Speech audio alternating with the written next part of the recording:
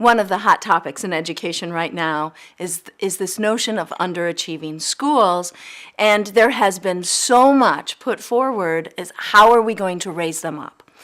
And much of the problem, I think, deals with the fact that we want an easy fix for a very complicated issue. It's not that the school is underachieving. I actually think that we need to look at some of the measures and the assessments that we're looking at. And we have started to do that. So we have started to look at teachers. And this whole notion of highly qualified teachers has really gotten to be a hot topic. But you know, teachers are well trained, and the large majority of teachers really care about their students. So it's not as if in an underperforming school we have teachers who lack qualifications or lack interest in their students. So the next thing we have to start looking at are students, and that is very difficult to take a look at. We're looking at many students who are second language learners. So not only are we trying to get them to achieve and to pass American tests, many of them are doing it in a language that they're not familiar with.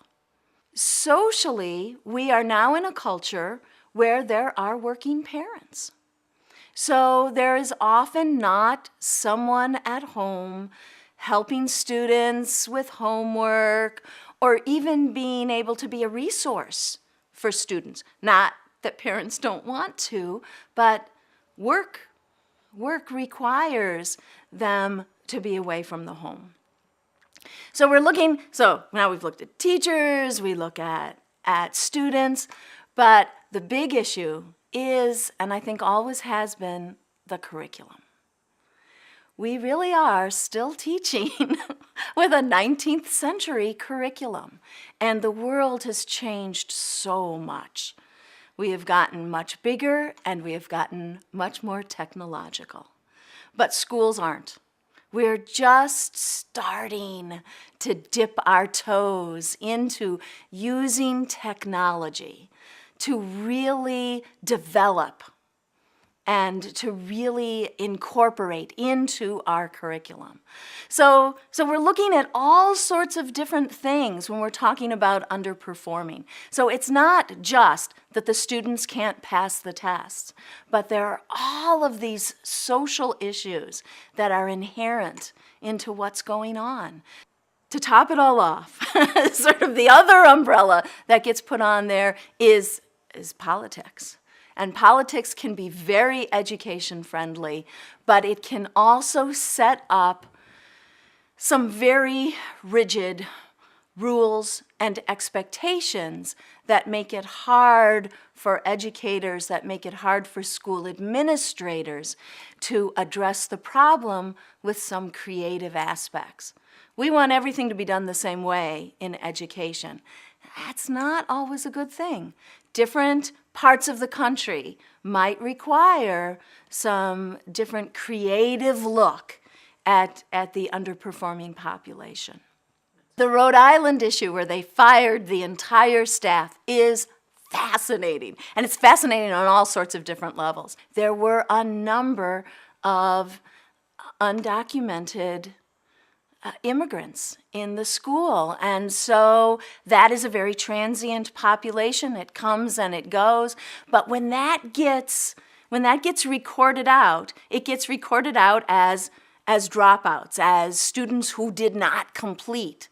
Well, some of them didn't complete because they went back to their native countries, or some of them didn't complete because their parents have pulled them out of school to start in job situations. So again, it looks, on one level, it looks like, whoa, here is this school where education is not a value. But it's not that easy.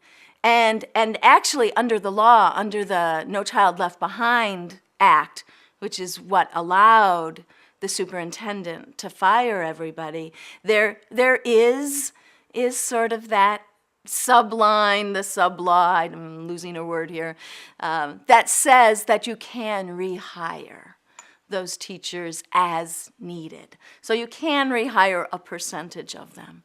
But the morale in that school, I cannot imagine what it was like for those teachers to finish the school year.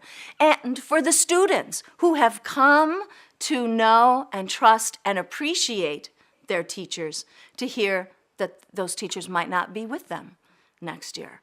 I can't see how that is going to help the performance in the school.